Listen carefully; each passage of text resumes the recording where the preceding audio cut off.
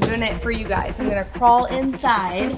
Looks like it's basically like digital measuring and creating a digital copy. It's really some cool stuff. That's awesome. Today you'll be a fly on the wall as we go behind the scenes with 2 of the first 10 Cybertrucks delivered last month. We'll take them apart, find hidden features, and so much more you won't see anywhere else. Okay, this has got to be the easiest removal of a Tesla charging door. Also, be sure you're subscribed because we've got a series of Cybertruck videos dropping in the next few days, deep diving into the UI, interior features, public reactions, and even my first drive, so let's dive in. So wait, I'm driving?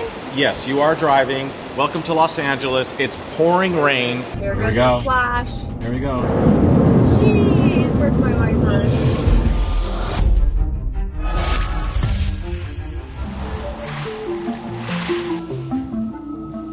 All right, so we are gonna try to charge this Cybertruck with the other Cybertruck.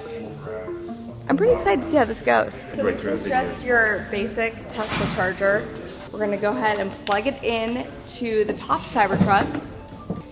And where's the charger's over here? All right, let's see if this works. Okay, we did it! We charged a Cybertruck to another Cybertruck. World's first. Pretty badass. It's pulling about 32 amps, charging from the other Cybertruck right now. This is wild, guys. This is crazy. We're figuring out how many ways you can bi-directionally charge from a Cybertruck today. We have one Cybertruck charging another Cybertruck, and now we're about to pull up a Model 3, use a 110 volt, and see if it will charge the Model 3 as well. That would be 2 Teslas charging from one Cybertruck. This is what happens when you get a whole bunch of nerds together. We have a little bit too much fun. So I have the 110 right here. Okay, so, gosh, I'm nervous. Should I do this, guys? All right, so this is in. Now, the other one is charging this Cybertruck. And it's charging this one. And it's charging. Look at this. Very slow though. Very, very slow.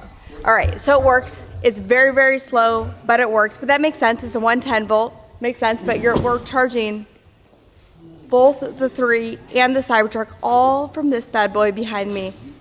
It's happening. I still think that's amazing and super cool. Next and final test is, can we now have this Cybertruck charging this Cybertruck, which we've already validated, and then have the truck that's being charged charge the Model 3, but also using the high voltage adapter, the NEMA adapter.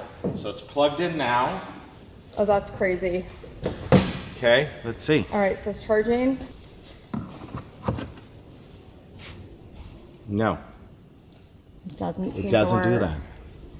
Right? Confirm inside? It says ready to charge, but Let's try it one more time, guys, just to be sure. Okay. Unplug it. Start with it Unplug in unplugged. Give it a minute. Unplug it. Because this is light up green. Right. Okay. Yeah. Okay. Doesn't light up. Right, it's not lighting up. Okay. So you can't charge while it's being charged. So if a Cybertruck is being charged by another Cybertruck, the truck that's being charged cannot charge another car. Do y'all get that? Super cool. But this one doesn't still getting charged. But this is still getting charged. This one is still being charged. Yes. VIN 55, that's where you check. There's But no... that doesn't necessarily mean that's car number 55, right? We don't know if this is really car number 55. It probably is not, because it was definitely one of the first 10 delivered. The owner of this car was on stage and did take delivery of it that famous night of the launch. So maybe the first 40, 45 cars were test mules, but it is VIN 55. 55. And how can you share with us at all, like, how did you meet the owner of this? How did all this happen? The magic. So that's a great question. Relationships. Turns out one of my dear friends is his neighbor. That's so And funny. we were getting together last week, and he comes to me and says, Ellie, did you order a Cybertruck? And I'm like, of course I did. We have 3 on order. He's like, well, my neighbor already got his. I'm like, in the driveway? He's like, yeah, I saw it. It's in the driveway. I'm like, oh my goodness. So quickly, he made the connection. We hit it off. and he was looking to have some work done, and he had heard about T-Sportline, so that validated everything that we were going to do for him as being one of the first. And the next day he brought us the truck. Open up the second row. I love that. The doors are awesome. Did you see that the seats flip up? Look at that. You notice the door opens full. First thing it reminds me of like is a gear tunnel but bigger. Yeah. Yeah, exactly. It's like a gear tunnel but bigger. It gives you way more space. And you got, this is, okay, not talked about a lot from an EV perspective, but there's no tunnel hump. Like this is a benefit you get with an EV, is you have the motors out where the wheels are and you're not transacting power down the length of the vehicle. So you don't have that big hump that takes up a lot of space inside there. I mean, if you put those two seats up, you could stack that thing. Like this thing is made for a Costco run. You could put, I mean, some furniture boxes in there, some cases. But check this out. I'm going to have you hold the camera for a second. Yeah. Look at this. If you're going to camp, I don't know how it folds up here, but like, look at this. Oh. Like you could sleep back here as well. This isn't even up right now. How do we open this? Look at that. Like, That's, so you could have like the tent in the back and then a kid. you could definitely have a Or kid even there. like I could sleep back here in 5'5". You know what I love about these seats, I just realized, is there's no track or anything on the bottom. So you flip it up and it's just a huge flat surface. Normally you would have some track, right? Like your seat is on a track, it's going to slide back and forth. But that's pretty awesome the way that's wide open. And these just flip down. Pull that lever. This thing? Yeah. Okay. I mean, we are right here. We're in the thick of it. We're taking these things apart. We're seeing what all the options are. Let us know in the comments below what your ideas are for the Cybertruck. If you guys had one of these or you have one on order, what do you plan on doing to it? Check this out. They're spitting ideas. He's taking notes. This is how the magic happens right here. Yeah, this is the list, the never-ending list of products and upgrades for Cybertruck. One of the things that I was hoping would be at the event that they didn't do, but they've sort of, Elon's kind of talked about it, is boat mode. Can you guys turn this thing into a boat, an official boat that will go more than just through a pedal? Check this out. Come over here. We Okay. found this. Cody found this is an air chuck here, so like an air fitting, and the first thing I thought is I wonder if they set this up where you could like flush the battery, like you could attach air to that and blow air, like a positive pressure air feed. It does. So Elon has said. Yeah, he mentioned that, right? He did mention it, that the air compressor works to suck out the air from the battery. Okay, so we took the fender flares off here and they were doing scanning and stuff yesterday, and Cody's like, there's an air fitting here. So one of our challenges today is let's figure out what exactly that's for, and we'll let you know. But that's in the cards to figure that out. So cool. We are literally learning all the secrets about the Cybertruck today. You guys think that you know stuff from just looking at the parts manual? We got the answer already. Oh, wow. Okay. What did you learn? Yeah, so this air fitting goes to, there's a tank underneath the bed next to the air compressor. That system runs all the air suspension, so there's kind of a centralized point, and then air lines that go to all four corners of the vehicle. So pulling the wheel arches off to do some measuring, we found this auxiliary air port in here, and we've routed this. This is connected to the air tank that powers the air suspension. Our thesis on this is that maybe if your air pump shut down or you had issues, that your Tesla Ranger, the service people, can connect and pressurize your air suspension to get things picked up if they need to. So pretty interesting to find that tucked in behind the back corner here. This has a 300 series stainless steel top to it. We've got a powerful permanent magnet. You can see it's not magnetic whatsoever. On the steel part, you can see it's super magnetic. So let's take a look. You can see how that magnet is really strong. 300 series stainless. Let's go over to the Tesla stainless and check it out. So we've got a couple Cybertrucks here, and I'm going to be careful not to scratch this. Wow, maybe that's because there's bracketry or something behind it. Let's try it maybe somewhere else. I don't want to let it smack down, but it's sticking pretty good. So this is a unique stainless steel. Tesla mentioned that they specially formulated it, but there is some iron content. This has definitely got some magnetism to it. Thought that was interesting to share. We have Cybertruck number 2 over here, which actually arrived yesterday. And again, this is, again, through relationships.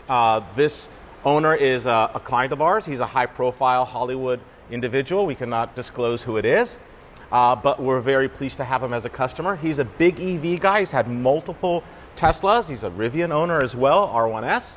And this is his new Cybertruck, and he has not even seen it yet. That's what's so cool. He's actually on vacation. His assistant reached out to me and said, "Hey, Ellie, my boss just got the Cybertruck. Can you wrap it?" I'm like, So he didn't even course we take can. delivery. He No. had like his assistant take delivery. I think Tesla delivered it, right? He's got it like that. So that came straight to us, and we're going to jump right into it. We're going to be doing the world's first gloss black. So when you pop off the fender flare, underneath are these plastic mounting pieces.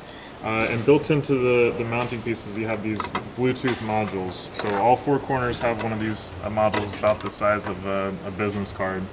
And that works both to pull the TPMS sensor data and also to connect to your phone when you approach the vehicle for the automatic unlock. So why we care is when we're designing our fender flares for this, you would think, okay, make them out of metal or something more robust. And we'll probably head in that direction, but we have to be careful because there's a radio signal, that Bluetooth signal, you can't block that. So if you block that, then you might have issues with your TPMS or when you walk up, the proximity of the car. So these are the type of details from an engineering perspective that we're very carefully inspecting and documenting. All right, so the sensor's also on this side, but we have the charge port. little Easter egg in there. Oh, they're all over the place. They are everywhere. How does it close? Does it? That's a great question. I haven't figured it out. No, I'm just going to eventually decide it's time to close. So here's the sensor on this side right here. Okay. So does having the charge port over here make any kind of difference? That does complicate things a bit. I mean, one of the things we would obviously want to do with the aftermarket fender flares go a little wider, so you can have wider wheels, wider tires, get some more traction. But we wouldn't want to cover this up, or if we do, it would be more of a challenge anyways, of making sure there's still easy access to that. I got some ideas. All right, Brian, what is going on in that brain of yours? I can't share. You just have to be careful because you're talking high voltage stuff here. They left us some room. I've had it off. Oh, you have? Really? Well, Cody's had this thing torn down and rebuilt already, so I guess now we're just following up with him.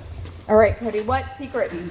What did you find? What was the most unique thing you found when you tore it apart? Oh, gosh. Come back to me on that one. Okay. I'm not Think sure. about that one, Okay. and then we want to answer them at the end of the video. All right, fair enough.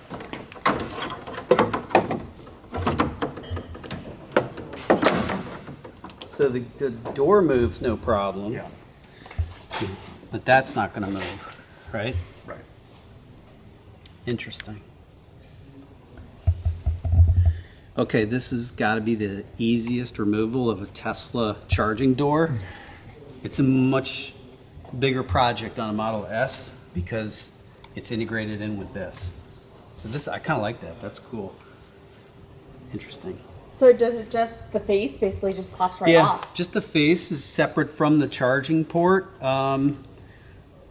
It's kind of interesting for Tesla because now that you have the North American standard here, it's not like, you know, if this was some other car, like a Rivian, this would make sense because if they wanted to swap that out to the North American charging standard, you don't have to scrap the whole door, right? It's just this. But since this is a Tesla, it's interesting they kept it separate. Makes it easier to warranty this door if you broke the handle off of it. Maybe that's something Tesla picked up on is, hey, if somebody breaks the door off, it's really easy to take this off and warranty this. Well, you can still open and close the door with it. Yeah, it doesn't know it's off the truck. The question we're trying to figure out is where the touch sensor is for operating this.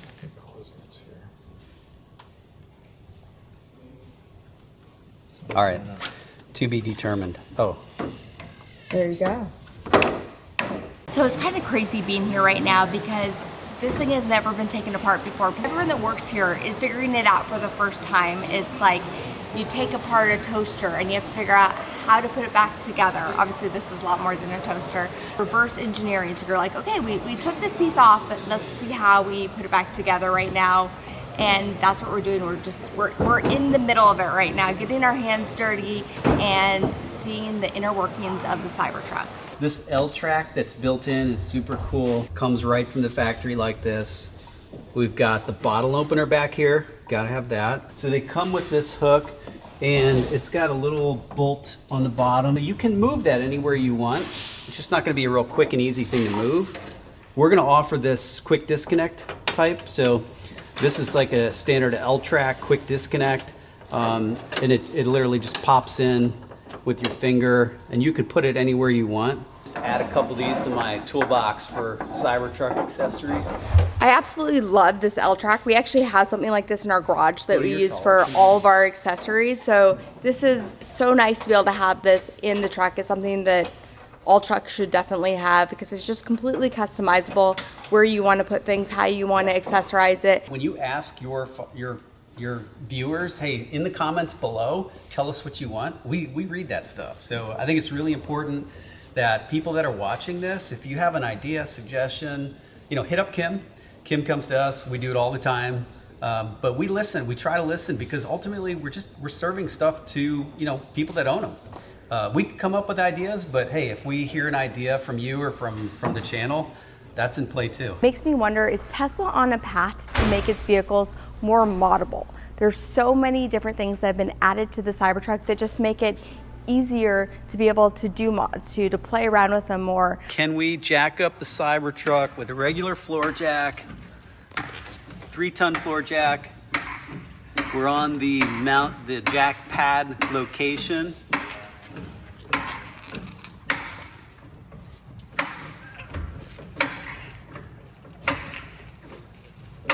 Almost there. Yep, we're there.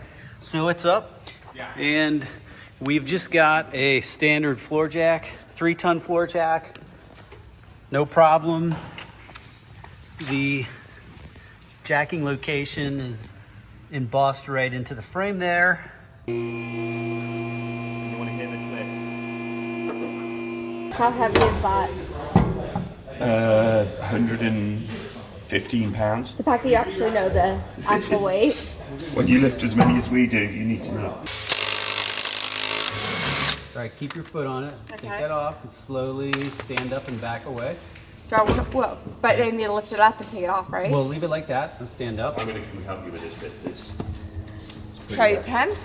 How much was this thing? You said like 150 It's 100, pounds. 100 pounds, a little over 100. Just pull it straight back. Oh, look at me. You got it. Oh. Kim, while we're at it, let's take a look at the back. So the front of the Goodyear tire Yeah. has kind of this cool shape and design, but let's just spin that around.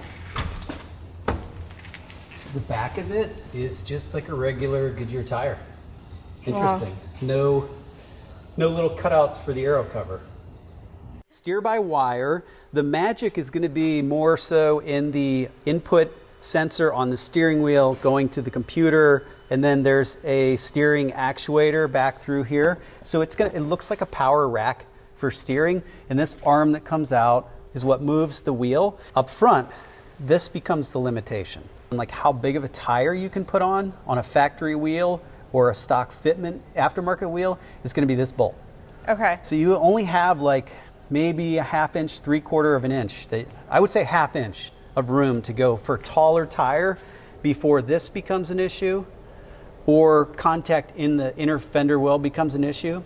So if you wanted to run bigger tires, that means you're going to have to customize and move the wheels out. Oh, so you're going to lose range. You're going to lose range, and you're going to lose height adjustability because the vehicle comes down now. The limitation is going to be this inner fender well. So in the back, like I was saying, this is your tie rod for steering. Okay. So this connects to the upright in the back here, and it goes into the steering rack in the middle. So you can this will actually rotate back here. That's geometry you would normally only have in the front. So normally in the back, this is just a fixed arm, which will allow the wheel to go up and down, but it won't let it go left to right. So that's unique in that this is steerable. There's an air compressor on board, and it generates air, and you use that air to control the suspension up and down. but they've also piped that air through a valve into the battery box where it can create a positive pressure in the battery box. So if you pressurize the battery box, it's going to be pushing air in, which means it doesn't let water in. So cool. Get ready for the boat option. I can't wait for the boat mode. Oh, that was actually super easy. Okay. All right. So we have 6 lug nuts, but there's nothing here. So it's actually pretty ugly. Looks are always subjective, but yeah, we like to think we can make a better looking wheel for it. Things I'll point out, it does use the same lug nuts that every other Tesla uses, so that's a nice commonality. The Aero cover, interestingly enough, just clamps onto the wheel, so there's no bolts holding this on. It came off really easily. Yeah. Like that almost worries me if you're gonna go off-roading, how easily I was able to just pop this right off. It actually felt like it came off easier than a Model 3 or a Model Y. If you look at our Aero cover, it's tucked in flat. I would be comfortable going off-road with this Aero cover. Plus ours is bolted on. It's bolted on, where this one is just snapped on. Is that right? Yep. Have you checked the efficiency with the range, this versus the Aero covers? So, yeah, it's a good question. You just got the chance to check it out. Exactly. So for now, we've done computational fluid dynamics. We've done CFD on this, which is like computer modeling for us to evaluate the aerodynamics and the drag of this. But we now will get on the truck and we can actually do some real world testing to try to correlate the two. So we've done as best we can without having a truck until recently, where we can now put some miles on it. I want to come along on that ride. Let's do it. I'm getting some measurements of the Cybertruck. Let's do this. I don't want to scratch it up. So where are we? Right here. It looks like about 74 inches across versus what they get. I'm getting about 63 inches. So it's big. It's as big as they say. But here is some of the stuff I think we really care about, especially parents out there. We need to get into the second row because I need to show you guys things like knee room, right? We have about 11 inches between the seat and the front seat. That's obviously with this thing where it's with the settings it currently has right now. Headroom though. So there's a video of Franz sitting back here, and we know he's a tall guy. He's sitting in the center seat. He has lots of headroom. And it's kind of misleading because of the sharp angle in the back. It does seem like you wouldn't have headroom when you're sitting in the back, but you actually do. There's enough room for 3 adults to easily sit back here. So if you're going all the way from the top of the roof to the bottom of the seat, it's about 37 inches. So we have about 3 feet right there for your torso, for your upper body, which is plenty for most people. A little bit less room right here because we do have the screen. So what do we have here? About 8.5 inches for whoever's sitting in the center. Across though, let's see. So each seat itself, like if you're looking at your car seats and wanting to know if they'll fit back here, I would say you have about 18.5 inches on each seat in the rear. And then you can see that you can tuck the car seats right in here. That gives you a good amount of space. The center seat, if I'm going from seam to seam right here, is about 16 inches for the center seat in terms of car seat. And then this does go all the way down, and we have the Cybertruck shaped cup holders back here as well. Kind of our little limo mode out here. This thing does not open. Oh, it does open up actually. Look at that. Oh, that's just the headrest. There's no little Easter egg inside of there.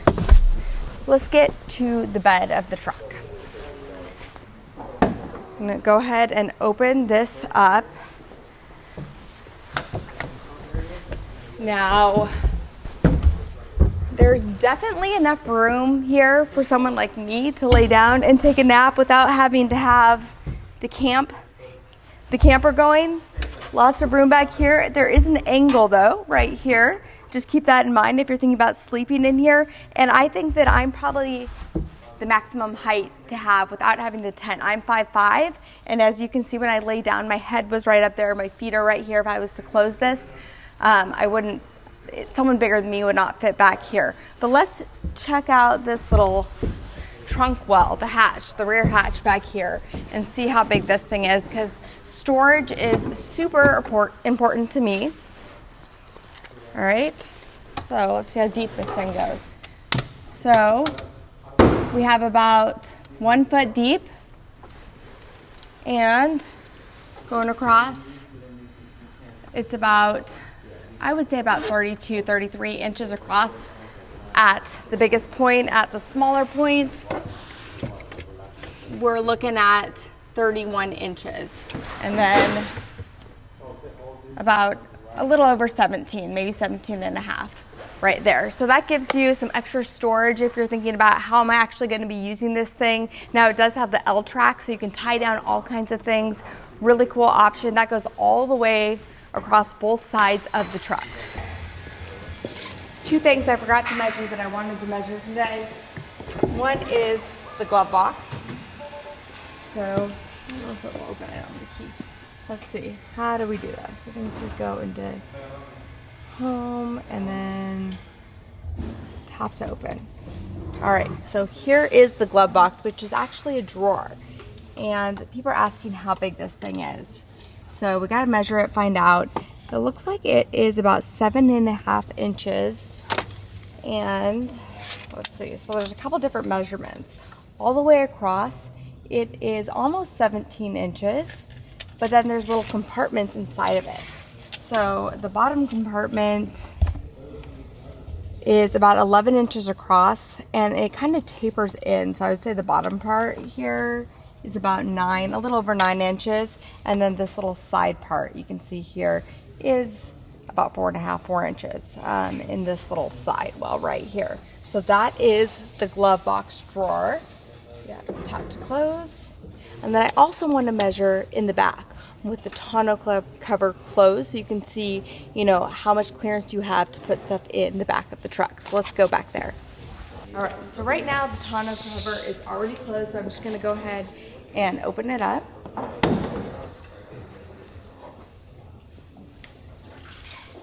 And I wanted to give you guys this measurement right here, so you can see you have about 20 inches, a little less. And that is at the smallest end right here. Now again, because it is sort of like that triangular shape, you do have more room inside. So here we go. I'm doing it for you guys. I'm gonna crawl inside and I'll tell you what we have up here.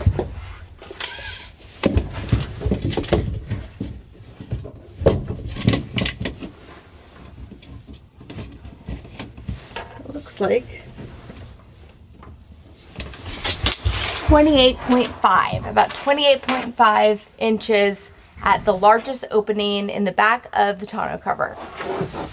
And one more thing that's pretty cool that I want to show you guys. I keep saying one more thing, but there's so many things. How do you stop? All right, so when you go to close this thing, let's see, you close it, and it's actually soft close. So you get up here, get close, because I want you guys to see this. Right here. Do you see that? So cool. Really kind of seals it in there. So the 48 volt actually comes up to the top. Oh, it's on that side. Yeah, it's over here. So okay. you have a mount bracket over there. All right. Okay. So the wire is right in here. Under the cover on the front here. This is for the roof rails or whatever else we're mounting up here. Light bars maybe? Definitely light bars. So there is a wire on this passenger side. Under this wrap, there's 3 wires, red, black, and green. Black is ground. We found that green had about 10.5 volts on it, which was kind of interesting. We weren't picking up any voltage on red. So we gotta get into the truck and figure out where that wire goes and how to power this thing up. Are there wires in any of the other mounting spots up here? Nope, just the front on the passenger side. So show us how to pop that open. Push on the back. It's a little plastic cover. These front 4 points have nuts on them. And then the rear, back by the bed, just got exposed studs.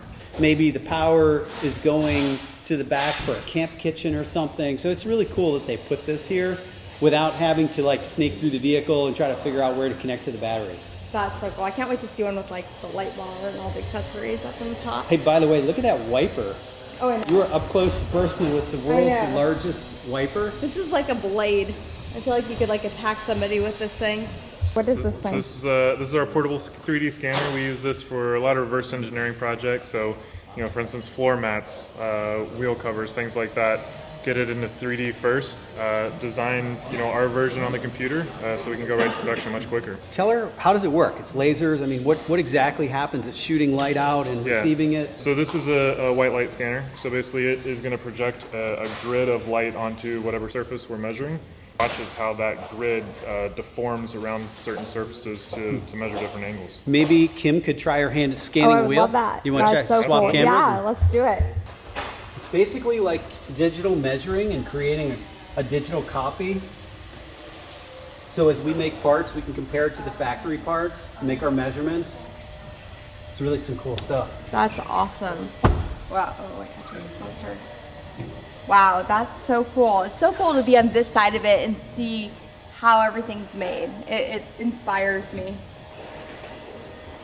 Kim, you want to join our engineering team? Definitely. I'm on board.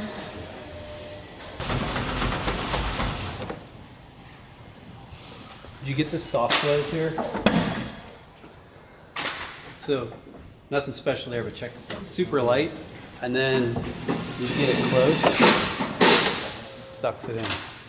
That's cool.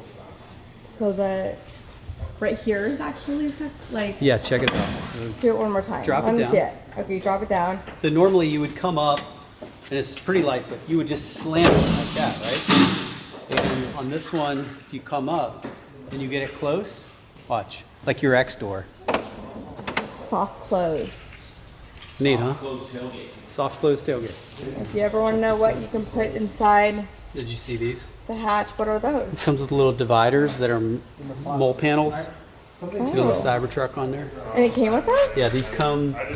Cody, what are these? These divide in here like this? For groceries. Yeah. Probably keep the Or groceries whatever. up. Yep. Pretty nice. That's nice. I feel like I would never actually use something like that though because I'd have too much crap. Yours would Too look much like crap. this. That's what mine would look like, just like that. If you go underneath the rear screen right here, you can see that there's actually a 110 volt and it looks like a USB-C on both sides underneath the rear screen of the Cybertruck. Parts catalog came out and there's supposed to be a Cybertruck stamped into the interior paneling back here. Oh yeah, so right there, that is the Cybertruck stamped in the side of the truck, just like the parts manual said it would be. We found it. Good job, high five. What is this? It feels Is like it? No, there's two. You There's could two. see the Yeah. double pane. There's It's definitely almost like double- it's glass on the outside and some sort of rubber or plastic maybe on the inside. That's interesting. But it doesn't really feel like glass. Like if you knock it and the wobble that it has. Yeah. I love how the doors close. Like, when you close it, it's Yeah. so solid. Solid. feeling. It's Quite really frankly, cool. better than any other model, I think. Yeah. That's like kind of like the X. But it's way better than the X. It actuates further without any resistance. The door jambs are black. Look how cool that is for wrapping and stuff, right? This is cool. I'm digging. Yeah, this is the mood lighting. I think we're going to see this in the upcoming 3. Yes, it is. Yeah. I saw it in Japan. Very first reaction is the quality is better than what we've seen in the past on Teslas. From all I'm impressed. early cars, without a doubt, the fit to finish, the quality is really good. Especially one of the first 10. For sure. It's, you know, you have a little forgiveness. Okay, it was one of 10. Right. Oh, these were hand built. Yeah, but this. No, this is better this than is that. real like production quality stuff. Take a look how nice the door closes. Actually sounds better than my S Plaid or my X Plaid. Like it's solid. It is solid. Let's do that again. Panel gap is Look at fine. Man, this thing is sharp. Yep. This is literally a. Ooh, it even sounds like a panel. Yeah. One thing I thought was kind of cool is to show up close. This sheet metal, these really are straight up panels. Normally, you know, on a car with the sheet metal panels, they kind of roll the edge around. What's interesting on Cybertruck is every one of these is just a straight up flat edge panel. Pretty cool stuff, very unique. And if you're wondering, when wrapping, just a matter of wrapping around the edge. That's what we have over here, Yeah, right? that's satin black. This is satin black. This is going to be the world's first gloss black. Okay. The film is extra special. It's from our friends at Inosatech. So Inosatech makes the best film because it lays up like paint, unlike Okay. some of the other companies out there that it looks a little orange peely on the gloss colors. This is going to be beautiful. And this is vinyl. Vinyl. Okay. Vinyl color change. Okay. Vinyl color change. Of course, we're going to put wheels on it because nobody's really loving these rubber hubcaps. Tint is a must, especially if you're a celebrity. And every truck should be tinted. So lots of exciting stuff coming on this too. We're even talking about doing possibly the world's first interior color change on that. To be determined, we'll see. If not, we'll definitely do it to our trucks. Okay. All right, guys, hope you enjoyed this video. Next time I'll take you on my test drive, do a deep dive into the UI, and show you the reactions from around LA, so be sure that you're subscribed. I also have an exclusive vlog with these Cybertrucks I'm working on that's dropping for Patreon members only, so check that out on Patreon in the description below, and I'll catch you guys next time. So we're getting ready to go drive the Cybertruck, and it is pouring out there. It's raining. But on the bright side, we're gonna get to test out the giant wiper blade and see how it actually works. They were all intimidated by Kim. Oh, stop. Always intimidated by everybody. One guy came up to me and goes, hey, can I get an autograph? I'm like, she doesn't do that. Stop. Doesn't do that. You got to call her people to talk Oh to my her. gosh, this guy over here, I swear, he's trying to embarrass me. What a cool day, though. I mean, to be able to come here, we flew here for one day with the Cybertruck. We were able to tear it apart, reconstruct it, see how they make their mods. I got to drive it. Got to see them wrapping it. I mean, so many cool things. I wish I had more time. How can I stay another day? I wish I could stay one more day and make more videos for you guys. Can't wait to do some more stuff. We're going to be getting one of these in Atlanta soon, so hopefully we'll make a bunch of videos for you. Let us know what you want to see, what questions you still have about the Cybertruck in the comments below.